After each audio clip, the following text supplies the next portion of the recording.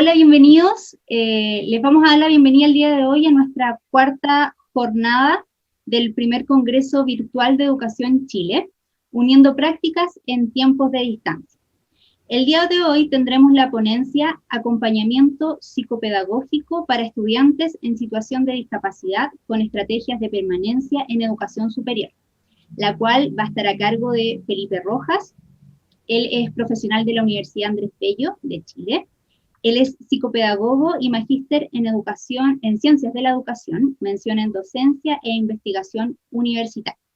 Antes de partir, les voy a recordar que mantengan sus micrófonos en silencio y que ante cualquier duda que vaya surgiendo dentro de la exposición de Felipe, la vayan dejando en el chat y Felipe, terminada su exposición, les dará respuesta a ella. ¿Sí? Bienvenido, Felipe. Gracias por acompañarnos y te dejo entonces para que puedas partir con tu exposición. Muchas gracias, buenas tardes a todos y a todas. Bueno, primero que todo, saludarlo de nuevo. Como decía, mi nombre es Felipe Rojas, yo soy psicopedagogo de la Dirección de Educación Inclusiva de la Universidad Andrés Bello de Chile, ¿cierto? Y hoy día vamos a revisar la ponencia que nos presentó, que es el acompañamiento psicopedagógico que nosotros realizamos para estudiantes en situación de discapacidad, como una estrategia, ¿cierto?, para la permanencia en educación superior, que es una temática que al menos en Chile, bueno, y lo que pudimos ver en otras situaciones, que también en Latinoamérica ha sido una problemática bastante relevante en relación a la educación superior. Bueno, y también quiero agradecer el espacio, Educación Chile una vez más dando estos momentos para hablar de inclusión, que es una temática bastante relevante, ¿cierto?, para todos los que estamos hoy en día insertos en el contexto educativo. Y también a las personas que están presentes, darle la bienvenida, ¿cierto?, y el agradecimiento por esta participación específica. Bueno, como les decía recién, yo en este caso vengo a representar a la Dirección de Educación Inclusiva de la Universidad Andrés Bello. Somos 3 profesionales los que trabajamos ahí, Alejandra Alday y Fernanda Santander, que no pueden estar hoy acá, y estaré yo, ¿cierto?, Felipe Rojas, presentando de alguna manera, ¿cierto?, nuestro trabajo en la dirección. Para contextualizarlo a todos y a todas, comentarles que nosotros somos parte de un centro integral de acompañamiento y desarrollo al estudiante. Es un centro que tiene 6 áreas o 6 dimensiones de trabajo directa con los alumnos, por ejemplo, y arriba, ¿cierto?, en la cabeza está educación inclusiva. También generamos nosotros apoyo académico específico desde lo disciplinar a nuestros estudiantes de la universidad, entendiendo que son aproximadamente entre 45.000 y 55, o sea, y 50.000 estudiantes. También se genera un apoyo psicoeducativo a los estudiantes a través de talleres o de intervenciones individuales. Está también el área de integración académica y social, el apoyo vocacional y la inducción académica. Estos son áreas, ¿cierto?, que se abordan desde este centro a modo, como les decía, de apoyar a la gran cantidad y diversidad de estudiantes que tenemos dentro de la universidad. En relación a eso, nosotros como Dirección de Educación Inclusiva dentro de la universidad, a través de diferentes hitos históricos, digámoslo así, hemos tratado de construir una definición en relación a la inclusión, y más que una definición textual, es una definición en cuanto al concepto, en cuanto a la idea. Nosotros hoy día creemos que los profesionales que estamos detrás de este trabajo tenemos una idea de inclusión, y eso es lo que a nosotros nos deja bastante contentos en ese sentido. Bueno, partir un poco que si bien se trabajó, como dice acá, desde las necesidades educativas especiales, después se habló mucho de integración en Chile, ¿cierto? En 1994 tuvimos un hito que marcó de alguna manera todos nuestros marcos teóricos, digámoslo así, en relación a la inclusión, y claramente un antes y un después. En relación a esas ideas que se presentaron en 1994, en Chile se han gestionado diferentes leyes y diferentes indicadores que permiten incluir, ¿cierto?, todo proceso de estudiante en situación de discapacidad al ámbito educativo, principalmente escolar y la educación superior. Es así que nosotros acá en Chile tenemos 2 leyes que nos rigen de alguna manera. Por una parte, en el año 2015 se genera la Ley de Inclusión Escolar, que genera ciertos parámetros, ¿cierto?, para la educación inclusiva en Chile, y la que a nosotros nos afectó de manera positiva, ¿cierto?, es la Ley de Educación Superior, que se promulgó a inicios del año 2018, donde se da cuenta de alguna manera de que todas las personas que posean o que estén en algún tipo de situación de discapacidad, ¿cierto?, puedan ser partícipes del contexto universitario, y eso pasa a ser un derecho, digámoslo así, en Chile, y es lo que a nosotros, ¿cierto?, nos afecta de buena manera, por supuesto, en este contexto. Para comenzar, hoy en día nosotros vamos en este contexto, por supuesto, de esta presentación específica, nosotros vamos a considerar que la inclusión en el contexto universitario es un proceso, ¿cierto?, que pretende identificar y responder a la diversidad de las necesidades que tienen nuestros estudiantes. Esto, por supuesto, ¿cierto?, a través de la mayor participación en los procesos de aprendizaje. Ese es nuestro objetivo más utópico, digámoslo así, en el sentido que nosotros necesitamos que los estudiantes en situación de discapacidad sean partícipes de un proceso de aprendizaje. Que estén dentro de la universidad o que estén dentro de un colegio es un tema administrativo, pero que el estudiante sea parte de su propio proceso al momento de aprender, creemos nosotros que es una idea que debemos resaltar.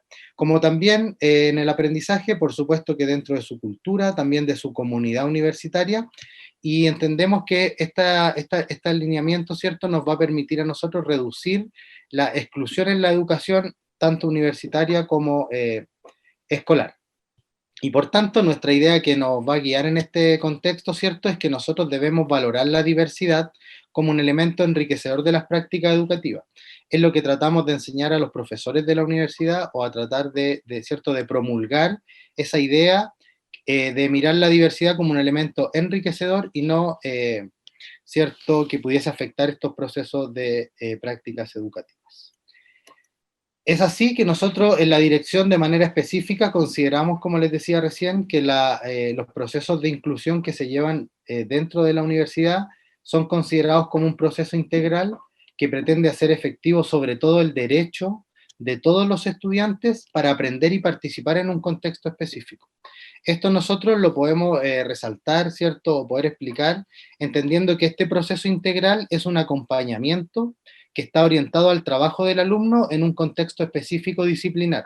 Nosotros, si bien no somos expertos de las disciplinas de la universidad, lo que sí hacemos constantemente es utilizar el material, sus clases, sus contenidos, ¿cierto?, su currículum, para desde ahí generar nuestros planes de trabajo. Por tanto, consideramos que este acompañamiento siempre debe estar desde este contexto específico del estudiante, entendiendo que sus propias necesidades son las que enriquecen el proceso de acompañamiento.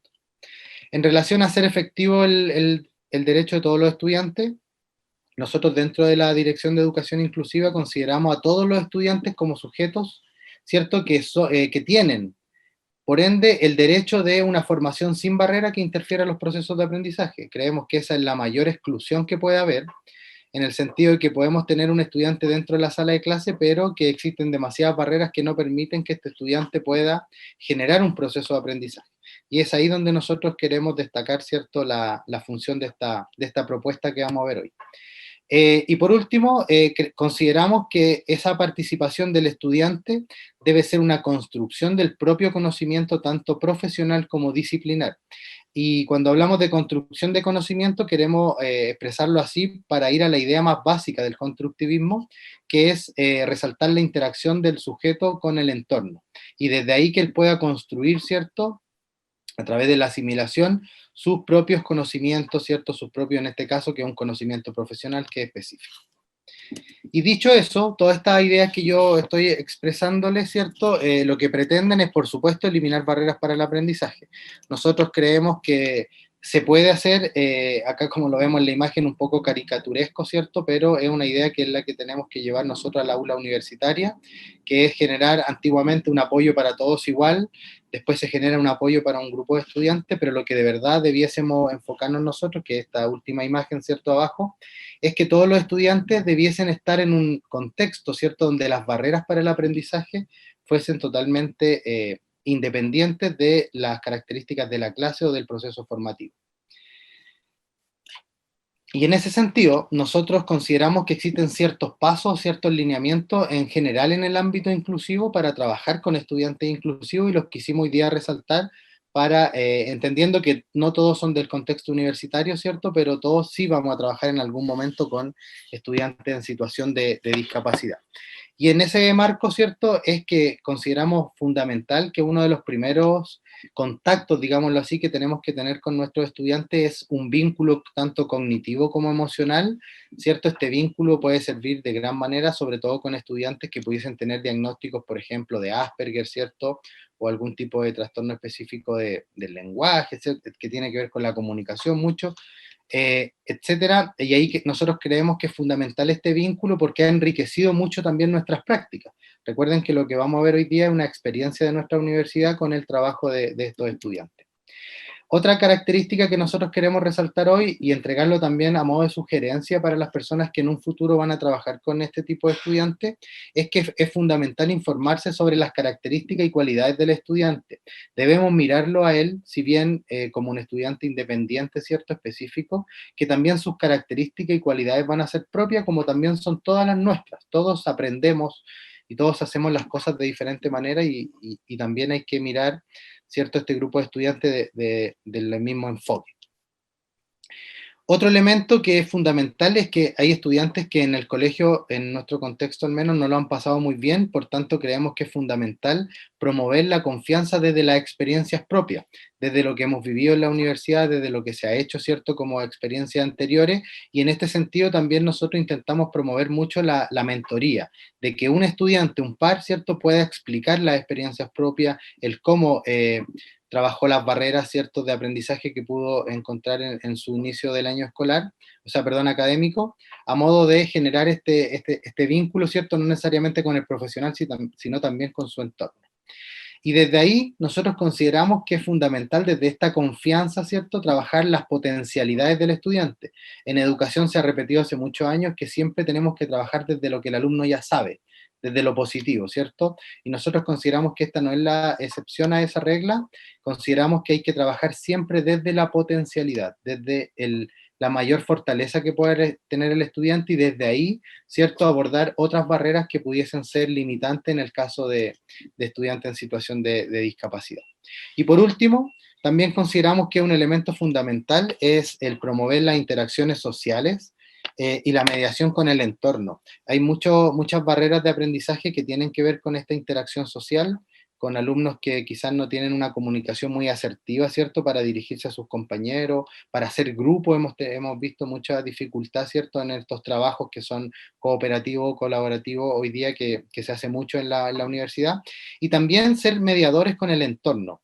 Tenemos que pensar que en el caso nuestro de la Universidad Andrés Bello, es una universidad que tiene aproximadamente 45.000 estudiantes, por tanto su entorno va a ser muy variado, van a haber muchos profesionales de parte de la escuela, de oficina, etcétera, y creemos que la mediación en esos procesos ha sido fundamental ¿para qué? Para generar un proceso real de inclusión académica. Nosotros consideramos que estas ideas que estamos resaltando, ¿cierto?, nos pueden llevar a este proceso inclusivo en el entorno universitario, entendiendo que en esta interacción del alumno y sobre todo en el traspaso de la educación escolar a la educación universitaria, surgen bastantes barreras y, ¿por qué no, desafíos universitarios? También nosotros en la Dirección de Educación Inclusiva, cuando trabajamos con estudiantes, intentamos no mirar el diagnóstico como un elemento fundamental, y como dice acá, el diagnóstico puede ser de diversas naturalezas y nosotros lo tenemos súper interiorizado eso. Creemos que aunque el estudiante posea ciertas características diferentes a sus compañeros, de igual manera tenemos que abordar estos procesos con una regla general, y en ese caso nosotros intentamos que sea cual sea el diagnóstico, siempre vamos a identificar las características personales del alumno y las necesidades específicas. Como dice acá, es necesario valorar el relato del estudiante. Es él quien sabe lo que necesita. Entonces nosotros, al escuchar a los estudiantes, al preguntarle a ellos cuáles son las posibles barreras, o que a medida que va interactuando con el contexto, él sea capaz de identificar esta barrera emergente, para nosotros ese primer discurso del estudiante es el que tiene mayor validez.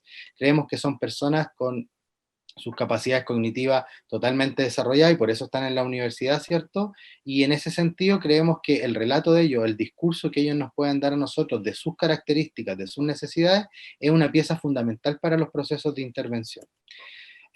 Posterior a eso, nosotros también intentamos abordar todos los procesos de inclusivo con una, digámoslo así, un sustento teórico que tenga que ver con la búsqueda de información relacionada a estas barreras, el cómo se trabaja en otras universidades, ¿cierto? Qué experiencias existen en el mundo, por ejemplo, o en Latinoamérica o en Chile, para ser más específico, en relación a la detección y al trabajo de estas barreras educativas.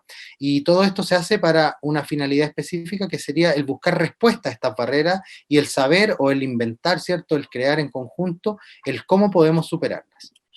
Y por último, otra idea que nosotros intentamos promover mucho es la derivación según corresponda. No todos podemos hacer lo mismo y lo mismo pasa con los profesionales. Nosotros consideramos que hay estudiantes, ¿cierto?, que necesitan un apoyo que puede ser, por ejemplo, ocupacional, ¿cierto? En otros casos puede ser cognitivo, psicológico. Entonces, acá nosotros tenemos una gente en la universidad que se llaman coordinadoras CIADE, que están en cada una de las sedes, ¿cierto? Y ellas son las encargadas de buscar orientación y los contactos profesionales necesarios, según lo que digamos nosotros como Dirección de Educación Inclusiva. Por tanto, ahí tenemos un apoyo que es fundamental para nuestros estudiantes. ¿Ya? ¿Qué es lo que nosotros hacemos para identificar a estos estudiantes? Entendamos que, como lo he repetido más de una vez, ¿cierto? Es una universidad muy masiva y no tenemos un contacto directo con todos estos estudiantes, y también entendiendo que hay algunos estudiantes que no les gusta ¿cierto? Comentar o publicar un poco de información personal. ¿Qué es lo que hacemos nosotros? Nosotros tenemos una encuesta de ingreso que se hace al inicio de cada año académico, que es realizada en el proceso de matriculación del alumno en el inicio del año académico. Entonces nosotros en marzo, ¿cierto? Abril, sí tenemos los datos de los alumnos que de alguna manera declaran, ¿cierto?, tener algún tipo de discapacidad o estar en situación específica de discapacidad. Por otra parte, por otra parte, ¿cierto? Tenemos derivaciones de diferentes escuelas y profesionales de la universidad. Esto sucede dentro y durante el año académico, ¿cierto? Y es cuando el profesor o los jefes de carrera, ¿cierto?, tienen interacción con estos estudiantes. Ellos nos contactan a nosotros, nos dicen: Felipe, o a cualquier persona que esté acá, ¿cierto?, existe un alumno que pudiese presentar algún tipo de barrera, y nosotros ahí generamos el contacto, ¿cierto? Pero eso se hace a través de la interacción del docente con el estudiante principalmente. Y por último, nosotros acá en Chile existe una forma, digámoslo así, de ingresar a la universidad, que es la admisión especial. No todas las universidades lo tienen, ¿cierto? Pero esto es una vía especial que no considera necesariamente los puntajes de las pruebas de selección o de transición universitaria acá en Chile. Y son estudiantes que ingresan por esta vía y al momento de ser parte de la universidad, de estar matriculados, tienen los mismos beneficios de todos sus compañeros. No tienen ningún trato especial, ¿cierto? Solamente es el ingreso a esta universidad. Por tanto, tenemos estos tres tipos de identificación de estudiantes, que ha sido un gran desafío para nosotros. El poder identificar a los alumnos ha sido uno de los elementos que hemos tenido más complejos, digámoslo así. Por otra parte, tenemos tres ideas que son las perspectivas de nuestro acompañamiento. Lo primero es la accesibilidad. Todos nuestros estudiantes tienen que tener accesibilidad tanto al entorno como al material, y en este caso incluso podemos hablar de accesibilidad del entorno y también cognitiva. Es acá cuando intentamos que las clases, ¿cierto?, tengan ciertas recomendaciones, ciertas tecnologías que permitan a los alumnos, por ejemplo, que no tienen buena audición, poder mirar el subtítulo online, ¿cierto?, o en vivo de las clases, ese tipo de cosas. También otra idea, que es una perspectiva que siempre resaltamos de nuestros procesos de acompañamiento, es la valoración de la diversidad, entendiendo las características personales, las necesidades y las del contexto disciplinar como elementos individuales de cada uno, y desde ahí es donde trabajamos nosotros, desde esta individualización, digámoslo así, de la necesidad. Y por último, en los procesos de aprendizaje, donde estos acompañamientos están orientados principalmente a la interacción, como dice acá, del estudiante con el contenido y el contexto disciplinar. Lo que nosotros queremos y creemos que es fundamental es que el estudiante pueda tener, ¿cierto?, como dice acá, una interacción directa con sus contenidos, con su entorno profesional, que empiece a hablar como un profesional, que empiece a leer documentos de su disciplina, ¿cierto? Que pueda escribir, si en el caso de un alumno que esté estudiando ingeniería ambiental, por ejemplo, qué tiene que escribir, qué tiene que hacer ese estudiante, ¿cierto? Tiene un poco relación con lo que conocemos todos, que es la alfabetización académica, ¿cierto? El cómo escribir, cómo leer como un profesional, ¿cierto? Y en relación a estos procesos, nosotros en el año 2020, hasta el año 2020, pudimos detectar estudiantes por diferentes sedes, al menos 160 es lo que tenemos hoy en día en la universidad. Tenemos 3 sedes en diferentes partes de Chile, Viña del Mar, por ejemplo, Concepción y todas las otras que están en Santiago, en la capital. Y es acá donde tenemos gran cantidad de estudiantes, en este caso, como les puedo mostrar, ¿cierto? Tenemos 31 alumnos en Concepción, 39 en Viña del Mar y otro grupo mucho más significativo en Santiago, ¿cierto? Que es la suma de estos campus y estas sedes un poco más pequeñas. En ese sentido, también nosotros hemos identificado que la mayor dificultad que los estudiantes declaran es dificultades visuales, es algo que hemos visto y que sale de la norma, digámoslo así, pero los otros diagnósticos, como por ejemplo el diagnóstico auditiva, los trastornos específicos de aprendizaje, el trastorno de déficit atencional, que sabemos que no es perdón, se me fue la palabra, una situación de discapacidad específica, nosotros en algunos casos la consideramos porque creemos que un TDA profundo pudiese generar barreras de aprendizaje y eso claramente sería una barrera en el momento de aprender. Por eso también consideramos otros diagnósticos y no solamente los que están estipulados, ¿cierto?, en nuestro CENADIS, que es el centro que dirige Chile en relación a la discapacidad. También motor y psicológico, entonces lo visual es lo que resalta mucho más, por eso tenemos ciertas capacitaciones con los profesores en estos casos, el qué tenemos que hacer, las fuentes, cosas tan importantes y tan básicas quizás como el tamaño de la letra, ¿cierto? Pueden generar un cambio en un estudiante y eso lo tenemos súper asumido. Y en relación a esto que era la contextualización un poco de lo que estamos haciendo nosotros, les quería mostrar estos desafíos y adaptación que es de alguna manera la columna vertebral de nuestro trabajo. Nosotros consideramos que el aprendizaje de todos los estudiantes, como dice acá, y su retención en la universidad, que es lo que más nos interesa a nosotros, ¿cierto? Dependen del nivel de involucramiento y de atracción, como dice acá, que ejerce a los estudiantes. O sea, la universidad en sí tiene que tener, ¿cierto?, estrategias de involucramiento para sus estudiantes. Cuando el estudiante es parte de esta comunidad, ¿cierto?, bajan mucho los porcentajes de abandono universitario. ¿Ya? Entonces nosotros ahí tenemos una idea que es bastante antigua, ¿cierto? Pero siempre nos gusta resaltarla, entendiendo que es fundamental que la universidad genere estos espacios y no sea solo una dinámica, ¿cierto?, de entrega de contenido, como que fuese algo poco, como dice acá, poca atracción hacia el alumno, ¿cierto? Otra idea que son un poco más nuevas, ¿cierto? Habla de que acá en Chile nosotros lo que hemos visto es que existen diferentes factores que pueden facilitar o obstaculizar el desarrollo de un proceso exitoso en la educación superior. Acá nosotros, ¿cierto? De alguna manera ampliamos nuestra mirada en el sentido de que es fundamental que no miremos solo el rendimiento de un estudiante, las notas no lo son todo, lo hemos escuchado, ¿cierto? Y las calificaciones pueden ser muy buenas, pero el estudiante igual se puede retirar. Y como nosotros como desafío universitario es mantener la retención, ¿cierto? Lo que más podamos, sobre todo, de estos estudiantes en situación de discapacidad. Por tanto, creemos que hay que mirar estos factores psicosociales. Entendemos, como les decía recién, que el rendimiento no es el único elemento que debiésemos observar. Y en relación a eso, creemos que estos factores que nosotros lo denominamos factores psicosociales, ¿cierto?, han demostrado ser altamente gravitantes en el éxito académico. Más allá de la participación de los estudiantes, generan un éxito académico, ¿cierto?, un bienestar dentro del contexto. Y estos pueden ser, por ejemplo, en lo que trabajamos nosotros, que son estrategias cognitivas, ¿cierto?, en la autodeterminación personal, que el alumno tenga un concepto de sí mismo es algo fundamental y que hemos tenido que desarrollarlo porque no todos los estudiantes lo tienen. La sociabilidad con sus pares y su entorno, fundamental. Los procesos de comunicación o también, como dice acá, de modulación emocional. Hay estudiantes que solamente por la interacción con su contexto presentan bastante barrera y eso intentamos ir eliminándolo año tras año. La autoeficacia académica, ¿cierto? El si conozco mis propias estrategias, mis propios saberes al momento de afrontar una tarea o un proceso de aprendizaje, y estos han sido elementos que nosotros hemos querido trabajar en relación a esto. Como les decía, es la columna vertebral de alguna manera del trabajo que nosotros hacemos desde esta dirección.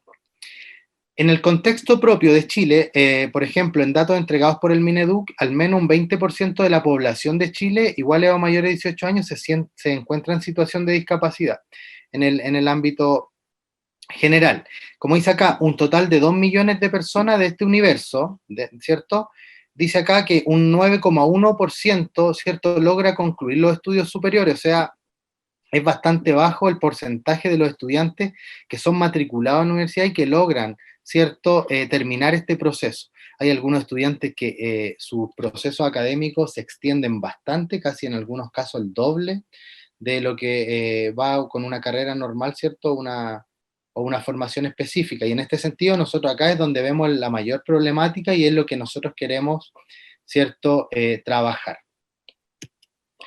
Desde los datos entregados, ¿cierto?, por nuestro ministerio, podemos advertir que todas estas personas en situación de discapacidad presentan tres tipos de barreras específicas. Primero tiene que ver con el acceso, por eso nosotros tenemos las vías de admisión especial, ¿cierto?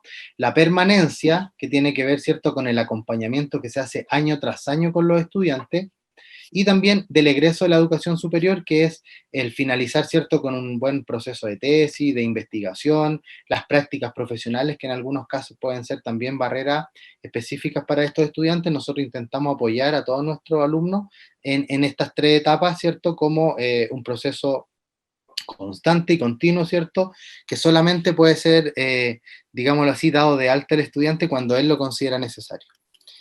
Eh, y es acá que nosotros consideramos este abandono de los estudiantes, y que es lo que queremos solucionar a través de esta propuesta, como un fenómeno complejo en el cual influyen factores externos e internos del estudiante. O sea, una vez más acá no podemos mirar solamente al estudiante, sino que tenemos que mirar el ambiente, ¿cierto? El contexto de ellos, porque desde ahí también surgen muchas barreras educativas.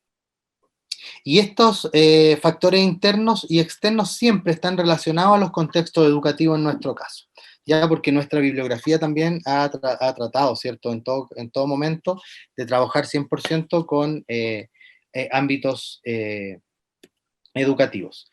Y algunos factores que pueden explicar este abandono, por ejemplo, los culturales, socioeconómicos, relacionados al apoyo familiar, ¿cierto? Algunos rasgos de la personalidad del alumno, como el funcionamiento cognitivo o su capacidad de socialización.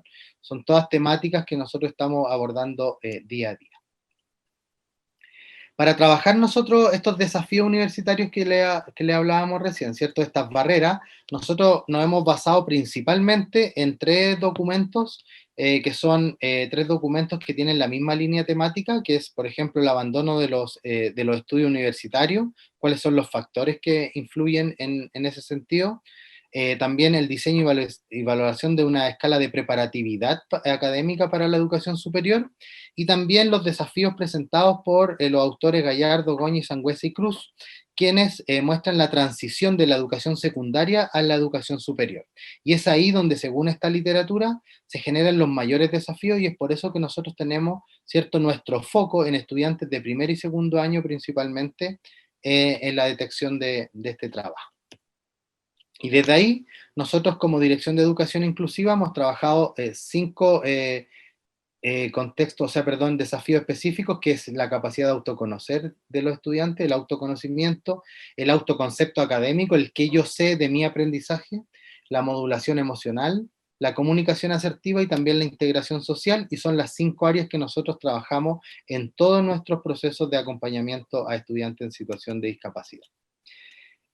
Para guiar esta construcción, ¿cierto?, y las dimensiones desde lo psicopedagógico, nosotros trabajamos 5 áreas que son descritas por autores Arcos, López, Fernández, Jiménez, ¿cierto?, que tiene que ver con la organización y planificación del tiempo de los estudiantes, con las condiciones de estudios que estos tienen, tanto intrínsecas como extrínsecamente, las técnicas y estrategias de estudio que manejan, la preparación de exámenes. Esto lo asociamos mucho al ámbito emocional, entendiendo que muchas veces el rendir una prueba o un examen específico, ¿cierto?, puede generar ansiedad, estrés, etcétera, y también la relación entre pares. Entonces nosotros, al encontrar estas dimensiones psicopedagógicas específicas, ¿cierto?, las relacionamos directamente con los desafíos que trabajamos nosotros, y así pudimos construir, ¿cierto?, esta propuesta de trabajo. Y esta propuesta de trabajo se basó principalmente en un enfoque, en un paradigma cualitativo. Nosotros identificamos la percepción de los estudiantes en relación a sus propios desafíos, y con un enfoque descriptivo interpretativo. Nosotros pretendemos describir lo que el estudiante ¿cierto? Nos promulga de sus características, entendiendo, como les dije al inicio, como el mayor discurso de importancia para nosotros, que es la declaración del alumno en relación a sus propias características y necesidades. Es tanto así que nosotros, pretendiendo explorar esta percepción de estudiantes, ¿cierto? Principalmente nos vamos a basar en las experiencias que estos tengan en la educación superior y en las necesidades que ellos puedan presentar y que puedan ir surgiendo a través del tiempo, ¿cierto? Todo esto tiene como finalidad, ¿cierto?, construir un plan de apoyo que acompañe a los estudiantes en su ingreso, proceso y egreso del proceso académico del periodo académico. Estos planes de apoyo se generan año tras año, son comunicados a sus profesores y son generados, digámoslo así, desde el conjunto de profesionales de la universidad. Se envía a las escuelas para que ellos sepan con recomendaciones y sugerencias específicas para el estudiante. Y desde esta manera nosotros hemos podido lograr, ¿cierto?, generar estos planes de acompañamiento a los estudiantes. El dato que les voy a mostrar hoy día es de 20 estudiantes, que son los que estamos trabajando hoy en día en la Dirección de Educación Inclusiva con este método, ya con este proceso de acompañamiento. Sus edades están entre los 21 y los 26 años y tenemos diagnóstico mucho Asperger, hipoacusia visual y motor en esta muestra. Y las carreras son variadas. Ya tenemos alumnos que estudian medicina veterinaria, medicina, ¿cierto? Ingeniería ambiental, otras ingenierías, etcétera. Historia, letras, etcétera. Es muy variado el tema de las carreras, por tanto, también ahí creemos que no hemos visto una tendencia de ciertas carreras. El instrumento que nosotros utilizamos es un cuestionario, entre otros, por supuesto, esto es lo que estamos hablando de los desafíos, que tiene 7 dimensiones relacionadas a estos procesos de transición de los estudios de educación escolar a educación universitaria que les hablaba yo. Y estos desafíos, por ejemplo, que presentan estos autores, tienen que ver con cambiar y ser la misma persona, poner a prueba una opción vocacional, ¿cierto?, que es propia de cada estudiante, desarrollar relaciones interpersonales entre sus compañeros, sostener y crear nuevas relaciones de apoyo y de acompañamiento con su contexto universitario, enfrentar las nuevas formas de exigencia académica. Ha sido uno de los elementos que más han llamado la atención, ¿cierto? El cambio de la exigencia que tiene un proceso escolar a un proceso universitario, ¿cierto? Es una tremenda ola, como le decimos nosotros, que le llega a los estudiantes y a veces, muchas veces no saben qué hacer. Aprender a pensar al modo de una comunidad académica específica y, por último, desarrollar autonomía para asumir responsabilidades. Estas dimensiones que están acá son las que guían nuestras preguntas en la entrevista y son las que nosotros pretendemos explorar para generar, ¿cierto?, una triangulación de la información con las áreas que les expliqué recién de las dimensiones psicopedagógicas, que son las que nosotros trabajamos. Desde este trabajo nosotros construimos un instrumento específico y el que se aplica a todos los estudiantes nuevos, ¿cierto?, al momento de ingresar en la dirección de educación. Algunos datos generales, ¿cierto?, o en relación al análisis de nuestros datos, por ejemplo, es que nosotros tenemos un análisis del contenido para identificar unidades de información en la respuesta de los estudiantes y desde ahí generar un análisis a modo de, ¿cierto?, identificar cuáles son los apoyos que necesitan los estudiantes. Nosotros tenemos, por una parte, como aparece acá abajo, las preguntas de este cuestionario. Después tenemos la respuesta de los estudiantes al cuestionario. Nosotros desde ahí identificamos ciertas unidades de información que nos permiten, ¿cierto?, analizar esta respuesta a través de una rúbrica que nos entrega las dimensiones que están relacionadas. Por supuesto que estas son rúbricas construidas por nosotros, la validamos dentro de la universidad para desde ahí, ¿cierto?, construir este plan de trabajo que es transversal disciplinar, ¿cierto? ¿Por qué transversal disciplinar? Como les decía, nosotros no somos especialistas en la disciplina, ¿cierto? Pero sí en lo transversal. Por tanto, abordamos las temáticas transversales, pero siempre desde los contenidos disciplinares. Ya, si tenemos que hacer, por ejemplo, un mapa conceptual o tenemos que enseñar a esquematizar ciertas ideas, esas ideas siempre van a ser desde el contexto disciplinar, desde sus papers que le entregan sus profesores, desde los libros que trabajan en clase, desde los PowerPoint, que ahora se ve mucho con el tema de la pandemia y la educación online.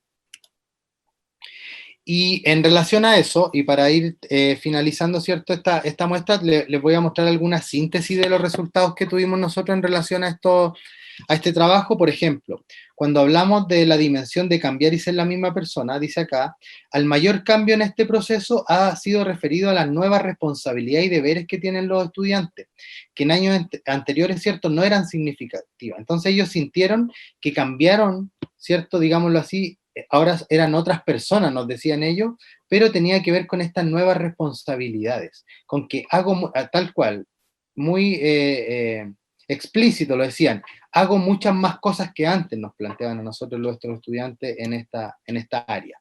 También el poner a prueba una opción vocacional en relación al propio proyecto de vida que tienen todos nuestros estudiantes en situación de discapacidad. En este caso, consideramos que los estudiantes, ¿cierto?, coinciden principalmente en relación a sus creencias y miradas sobre divisar un futuro personal. Todo ello, perdón, profesional. Todos ellos se miraban al futuro como profesionales, se veían egresando de sus carreras, y esto creemos que es un elemento motivacional muy importante y también muy bonito de observar, ¿cierto? Que esta mirada y esta creencia que tienen de su propio rendimiento es súper positiva. Y eso es algo, por supuesto, que creemos que era necesario destacar. También desarrollar relaciones interpersonales de apoyo y confianza. En este sentido, los estudiantes poseen una visión positiva del proceso, dejando ver que las relaciones entre compañeros y profesores han sido totalmente positivas e enriquecedoras para ellos. Nosotros en algún momento tuvimos un miedo, digámoslo así, de esto, pensando que los mismos estudiantes podían generar un tipo de exclusión hacia sus compañeros, pero no lo hemos visto así. Vemos que son bastante apoyados, ¿cierto? Y también tienen muy buenos rendimientos nuestros estudiantes, que ha sido también algo que hemos descubierto a medida que pasa el tiempo. Y en ese sentido también se genera y quizá ayuda mucho a esta interacción con sus pares y con sus profesores. En relación al sostener y crear nuevas relaciones de apoyo, cuidado y confianza con la familia de donde viene el estudiante, ¿cierto? Los estudiantes plantean de forma consecutiva que sus familias entienden los desafíos que ellos están generando y que están emergiendo en este contexto universitario, y sobre todo que promueven la participación en el ámbito universitario. Esto nos deja ver que la familia es fundamental en el apoyo de estos estudiantes. Nosotros hoy en día tenemos una muy buena retención de estos estudiantes y creemos que la familia es una pieza fundamental en este proceso y no solamente lo que nosotros podamos hacer dentro de la universidad. Así que ahí también, a modo de sugerencia, ¿cierto?, es que el trabajo de inclusión siempre tiene que considerar la familia como un elemento de cambio. En la dimensión de enfrentar nuevas formas de exigencia académica y poner a prueba el propio concepto del estudiante, el concepto académico, ¿cierto? Acá los chiquillos nuevamente destacan los altos niveles de exigencia que posee la incorporación al ámbito universitario y la gran dificultad, sobre todo para afrontar las evaluaciones y la retroalimentación de su aprendizaje. Acá quisimos destacar la dificultad en afrontar las evaluaciones porque ha sido uno de los desafíos más grandes que hemos tenido en la universidad. Estudiantes, por ejemplo, que tienen un habla no muy fluida, les ha costado mucho generar este proceso. Estudiantes que se ponen muy nerviosos frente a una prueba, ¿cierto? Aunque manejen muy bien los contenidos. Entonces creemos que ahí también hay una arista que es fundamental de destacar. Aprender a pensar, ¿cierto?, al modo de una comunidad académica específica. Ellos plantean sus deseos de participación de estos grupos determinados, quieren ser parte de sus disciplinas y eso también lo vemos como un elemento motivador, ¿cierto?, y totalmente enriquecedor de su proceso. Y el conocimiento adquirido que ellos poseen ha provocado un cambio en la forma de enfrentar los desafíos y análisis desde una mirada profesional. Nos hemos dado cuenta, por ejemplo, que alumnos de tercer, cuarto año, ¿cierto?, ya resuelven los problemas desde un punto de vista personal, o sea, perdón, profesional, y no necesariamente personal. Esto creemos que enriquece también el desarrollo y la construcción de estos profesionales, o el desarrollo profesional y el conocimiento profesional de nuestros estudiantes. Y por último, para terminar, ¿cierto? El desarrollar la autonomía para asumir nuevas responsabilidades también es una temática que se repite mucho, que los desafíos más relevantes que han presentado los estudiantes han sido el de asumir nuevas responsabilidades. Y dice acá, por otra parte, declaran la importancia de autorregular sus propios procesos académicos. Ellos se dieron cuenta que muchas veces estas nuevas responsabilidades van de la mano con un orden, ¿cierto? Con la autorregulación del propio proceso de aprendizaje, ya que antes se ocupaban 3, 4 horas para hacer un estudio, por ejemplo, ahora lo tienen que hacer en una. Y eso tiene que ver con la autorregulación de mi concentración, de mi atención, ¿cierto? De las estrategias que estoy utilizando y por supuesto creemos que también estos desafíos que emprenden los estudiantes en estos primeros años son totalmente enriquecedores para su formación profesional. Y para terminar, algunos resultados complementarios que nos encontramos en este final del año 2020 con los estudiantes. Por ejemplo, en el caso mío, yo trabajo con los alumnos de Santiago, yo soy de Santiago, de la capital de Chile, ¿cierto? Y acá nosotros tenemos 42 estudiantes detectados, de las diferentes sedes, como les mostré al inicio, y estamos haciendo un acompañamiento bajo estos lineamientos a 20 estudiantes, con un total de 93 asignaturas acompañadas. Y lo que pudimos ver en este año 2020 es que de esas 93 asignaturas hubo una aprobación de 92 y solamente una reprobada. Lo que a nosotros, por supuesto, nos deja bastante contentos. Tenemos más de un 90 y algo por ciento de efectividad en este trabajo, que fue un dato que no lo buscábamos esto de la asignatura, sino que nosotros pretendemos identificar el relato, ¿cierto? El discurso del estudiante en relación a sus características y a sus necesidades, y por eso nosotros observamos la percepción que estos tienen de los diferentes desafíos, y no pretendíamos mirar estos datos un poco más digámoslo así, relacionados con las calificaciones, pero surgieron, y por eso lo pusimos acá como algunos resultados complementarios que han apoyado de alguna manera este proceso investigativo. Eso les quería comentar. Muchas gracias a todos y a todas. Ahora me imagino que si hay dudas vamos a contestar, ¿cierto? Sí, gracias Felipe por tu exposición. Ahora, como bien dices tú, vamos a dar paso a las preguntas que se han ido generando tanto en Zoom como también a través de nuestro Facebook Live, donde estamos transmitiendo también esta ponencia. Te voy a ir indicando algunas entonces. La primera, Rosita nos pregunta desde Facebook, dice: buenas tardes, en cuanto a la adaptación del currículum para atender la diversidad, ¿incluye también el aspecto de evaluación? ¿Cuál es su experiencia? Mira, nosotros en relación a la adaptación del currículo en sí, es un tema que para nosotros es súper delicado, siempre lo hablamos con la escuela específicamente, porque a diferencia de la educación escolar, la educación universitaria se basa como regla fundamental en el perfil de egreso de los estudiantes. El estudiante, al ser egresado a una carrera, tiene que cumplir, ¿cierto?, con ciertas competencias que son fundamentales, y en ese sentido, a nosotros de alguna manera nos amarra, como se dice acá en Chile, las manos, en el sentido de acomodar ciertos contenidos curriculares. ¿Qué es lo que hacemos nosotros? Creemos que cualquier estudiante puede aprender cualquier tipo de contenido. Por tanto, lo que nosotros modificamos, como lo decía la pregunta, ¿cierto?, son algunos aspectos evaluativos, no necesariamente, por ejemplo, del instrumento en sí, sino, por ejemplo, que hay estudiantes que necesitan más tiempo, que necesitan otro formato, ¿cierto? Y ahí estamos explorando el mismo contenido, estamos explorando muchas veces con el mismo instrumento, pero con un tiempo determinado diferente, con indicaciones mucho más claras. Por ejemplo, los alumnos que pudieran tener una hipoacusia, generar las instrucciones de manera escrita. Y esos pequeños cambios, que son para nosotros las barreras que tenemos que solucionar, son las que nos han permitido que hasta ahora, no me acuerdo el nombre de la persona que hizo la pregunta, que hasta ahora no necesitemos modificar el currículo. En el caso de ser necesario, me imagino que lo tendremos que evaluar con los profesionales, entendiendo que, como le decía en la presentación, no es nuestro campo disciplinar. Yo creo que hay que partir con la adaptación, y como lo dice también las teorías de inclusión, el muy conocido diseño universal de aprendizaje, ¿cierto?, que plantea que podemos entregar opciones al momento de identificar el conocimiento del estudiante. Y creo que esas opciones pueden ser, ¿cierto?, esto de ir modificando el instrumento o el proceso en sí evaluativo, pero no necesariamente el currículum, porque creemos que ellos pueden aprender todo, ¿ya? Eso. Gracias por tu respuesta, Felipe. Voy a leer una segunda consulta de Karina. Nos pregunta, dice: ¿existe algún tipo de orientación de parte de la universidad en cuanto a la carrera que deben elegir o escoger un estudiante con necesidades educativas especiales? Sí, mira, bueno, claramente nosotros conocemos a los estudiantes cuando ya ingresaron a la universidad, por tanto ellos ya tomaron esa decisión. Nos encantaría, y lo estamos haciendo con algunos colegios, es que conocer a los estudiantes un poco antes de que tomen esta decisión de tomar una carrera. Lo que sí existe desde el primer momento cuando ellos se incorporan a nuestra universidad es que nosotros generamos un acompañamiento vocacional, que es, por ejemplo, los cambios que pueden haber internos de la carrera, las tomas de ramos que pueden ser más adecuadas para las características del estudiante.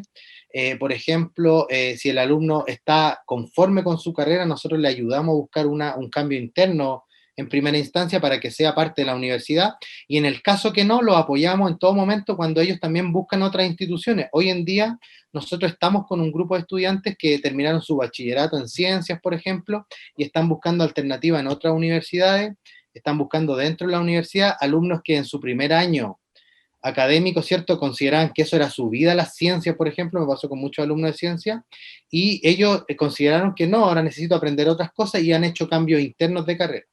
Entonces, antes de que los estudiantes elijan la primera carrera, no tenemos ninguna posibilidad de contactarnos con ellos, pero posterior a que son parte de la universidad, nosotros comenzamos automáticamente este apoyo vocacional, que es fundamental porque los grados y los porcentajes de cambios internos que hay en la universidad son altísimos.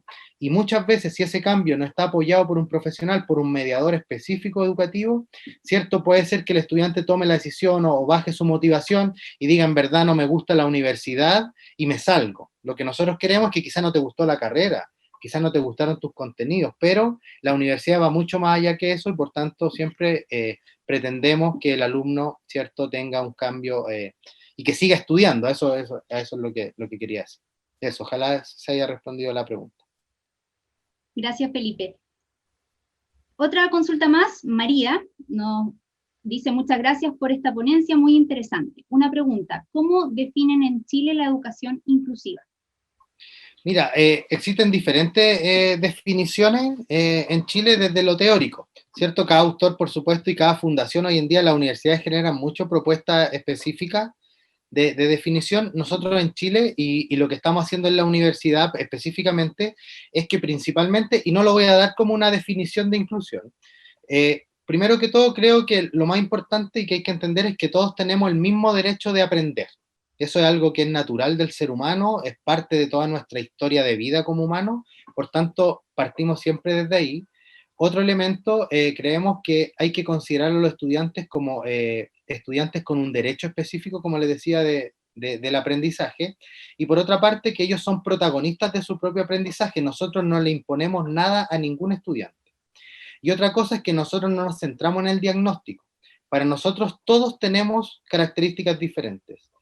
Por tanto, el diagnóstico para nosotros es un elemento secundario en la interacción del estudiante con su contexto. Nosotros lo que miramos son las barreras que pueden surgir de la interacción e intentamos dentro de la universidad siempre culpar al entorno y no al alumno.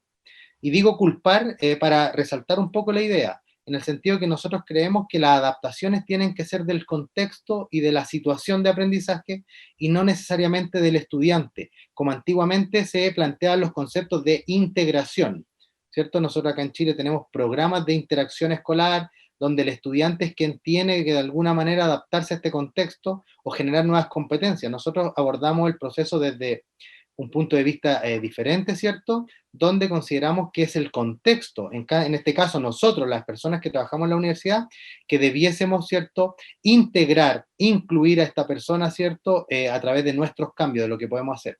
Por tanto, para cerrar, creemos que la inclusión es un proceso integral, sobre todo, que pretende hacer, ¿cierto?, efectivo los derechos de los alumnos de aprender a través de la participación, sin importar sus características personales. Por supuesto que puede tener características que presenten mayores barreras, por supuesto que sí, pero las barreras siempre van a, van a nacer de la interacción del alumno con el contexto. Como nosotros somos el contexto y podemos cambiar, seremos siempre los primeros en tratar intentar de cambiar cualquier práctica dentro de la universidad. Es un poquito largo mi respuesta, pero a veces soy bueno para hablar, disculpe. Gracias, Felipe. Otra consulta nos llega desde Facebook. Pablo nos pregunta, ¿cómo ha sido la experiencia desde el plano de la inclusión en el contexto online, producto de la pandemia? Mira, fue también una sorpresa. ¿Era Pablo quien me preguntó? No me recuerdo. Sí. Pablo, mira, fue una sorpresa para nosotros. En primera instancia, por supuesto, muy asustados nosotros, bueno, y con todos los alumnos. Esto fue algo nuevo para nadie se lo esperaba y de un mes a otro tuvimos que tener estas clases online, ¿cierto? Esta educación virtual que no sabíamos mucho, parece, los chilenos. Y en ese sentido nosotros tuvimos una buena experiencia, pero por algo que surgió, Pablo, desde la nada, creemos que para los estudiantes en situación de discapacidad en algunos casos fue mucho más cómodo. Porque, por ejemplo, tenemos muchos alumnos que tienen dificultades motoras y les costaba llegar a los laboratorios, les costaba, ¿cierto?, a clases, el metro en Chile es un caos en las mañanas, entonces en ese sentido muchos alumnos estaban mucho más cómodos. Otro grupo de estudiantes, por ejemplo, con algunos temas de Asperger, se sentían también mucho más cómodos en su digámoslo así, en su entorno familiar, tenían a la mamá que le apoyaba ahí siempre, estaban con su propio computador, estaban con sus comodidades, y eso también para nosotros fue algo positivo mirar en los estudiantes. A nivel general, Pablo, considero que fueron elementos positivos en general el tema de la educación online, pero por supuesto que surgieron muchos desafíos, ¿cierto? Que tienen que ver, por ejemplo, con estudiantes que no tienen acceso directo, bueno, de conexión por una parte, pero acceso directo a la información. Por ejemplo, alumno que un estudiante no escuche. Como todas las clases hoy en día son a través de lo visual y de lo auditivo, cuando vemos una diapositiva o, por ejemplo, lo que ustedes están haciendo ahora, que solamente me están mirando a mí, y los alumnos que tienen una baja audición no podían acceder al contenido de clase. Y ahí tuvimos un gran desafío que tiene que ver con la transcripción automática de clases. Es un elemento que yo creo que vamos a tener que promover y nos dimos cuenta este año para todos los alumnos de la universidad, que sea una opción, o sea, perdón, que no sea una opción para los profesores transcribir sus clases, sino que casi que se transforme en una obligación de que todas las clases que estén dadas en la universidad tengan subtítulos. Ojalá que el alumno, no soy un experto en tecnología, pero ojalá el alumno pudiera tomar la opción de tener subtítulos o no tener subtítulos, pero creemos que es fundamental y fue uno de los desafíos más importantes, Pablo, que tiene que ver con el uso o la interacción con la tecnología. Pero en los demás ámbitos creemos que respondieron bastante bien y siempre nos sacamos el sombrero por nuestros alumnos, por la capacidad de adaptación y lo resiliente que son los alumnos que están en situación de discapacidad. Creemos que incluso que se le hizo más fácil que a los otros estudiantes que no están en esa situación. Eso, Pablo. Gracias, Felipe, por tu respuesta. Por último, voy a indicarte la última consulta, porque hay varias que han quedado tanto en Zoom como en Facebook, pero dado el tiempo, nos vamos a ir con esta última consulta que nos hacen desde Ecuador. Nos preguntan ahí, ¿hasta qué porcentaje de discapacidad es considerable incluir al estudiante? Puesto que en Ecuador los docentes no estamos preparados para atender las diversas necesidades educativas especiales. Nos consulta Narcisa. Bueno, primero que todo, creemos, no solamente en Ecuador, creo que los profesores no están capacitados, yo creo, y más que la capacitación, digámoslo así, del pensamiento de incluir, es de las estrategias específicas que podemos tener los docentes, y a mí también me toca ser docente universitario, no en Andrés Bello, pero en otra, y donde también me veo, me enfrento a estos desafíos. Primero, como le decía, creo que en Latinoamérica en general, los españoles están muy avanzados en estas tecnologías.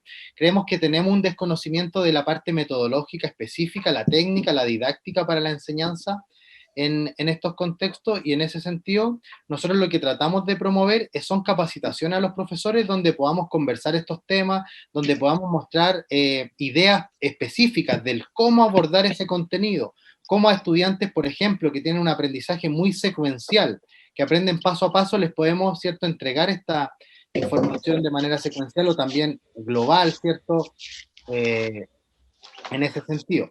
Por tanto, no existe. Y en relación a los grados de discapacidad, nosotros no tenemos ninguna traba en la universidad, intentamos no tenerla, pero por supuesto que, bueno, acá en Chile hay una forma no sé si será general, pero en Chile tenemos una forma de calificar o de segmentar la discapacidad en 5 grupos, que es leve, severa, ¿cierto?, moderada y total. Y hasta ahora no hemos tenido experiencia de discapacidad total, que es de un 90% hacia arriba, creo. Por tanto, hemos llegado hasta el 80%, que hay alumnos que tienen, por ejemplo, movilidad muy reducida. Pero, digámoslo así, su mente está muy buena. Entonces, puede tener problemas de movilidad, pero tiene excelentes notas. Entonces, el profesor tampoco no necesita mucha adaptación, sino más bien el espacio. En el caso que se ha presentado más complejo, acá en Chile y en esta experiencia de la universidad, está orientada al tema de Asperger y de todo lo que tiene que ver con el TEA. O sea, perdón, el TDA.